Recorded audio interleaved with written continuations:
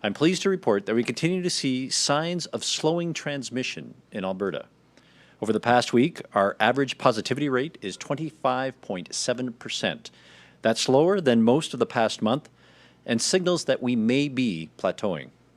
Wastewater signals remain high at many sites, including Calgary, but some areas are seeing a decline or plateau over the past week.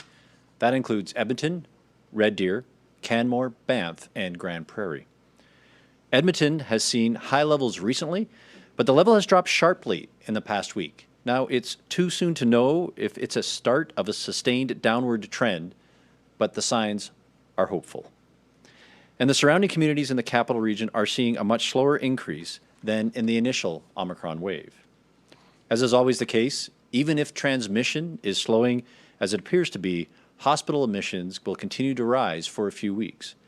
Hospitalizations have risen by about 8% over the last week, while the number of people in intensive care has remained about the same. Overall hospital admissions are up slightly, but are still in line with pre-COVID years. We're now about 5 weeks in the BA2-driven surge in transmission, and we can see that the impact is much less than the initial Omicron wave, especially when it comes to hospital admissions. Other provinces are experiencing a similar trend. In Ontario, for example, it appears that BA2 circulation has plateaued and begun to drop, with a much lower overall impact on admissions compared to the BA1 wave. This is a testament to the power of vaccines, so I want to thank every Albertan who has been vaccinated and boosted against COVID. Sadly, between April 19th and April 25th, an average of 9 deaths per day related to COVID-19 were reported to Alberta Health. By comparison, U.S. data estimates that prior to COVID, there was an average of 1 death per day per 2 million people for influenza and RSV combined, which would work out to about 2 to 3 deaths per day in Alberta on average.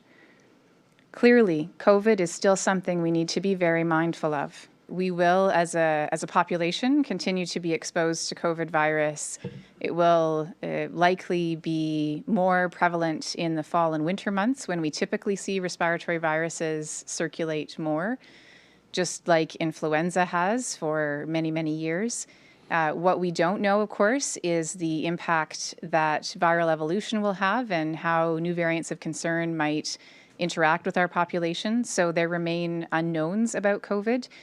But ultimately, what we have seen, especially with the past couple of waves, is that, again, vaccines are incredibly effective at minimizing severe outcomes, and that as we go forward, we'll need to continue to monitor the evidence about not only the effectiveness of our current vaccines, but whether there are new products that might be able to help us with additional protection, and whether there's new therapeutics that can also help people with early treatment. So there will continue to be changes and updates to evidence as we go along. But the bottom line is that I think all of us will need to think about, if we're in a time where COVID transmission is high, what are our risks and how do we protect ourselves? And then if we're in a time where COVID transmission is low, that may be the time where those who have risk factors are able to do more without adding those layers of protection. So we need to be able to, flex our response based on what our current environment is.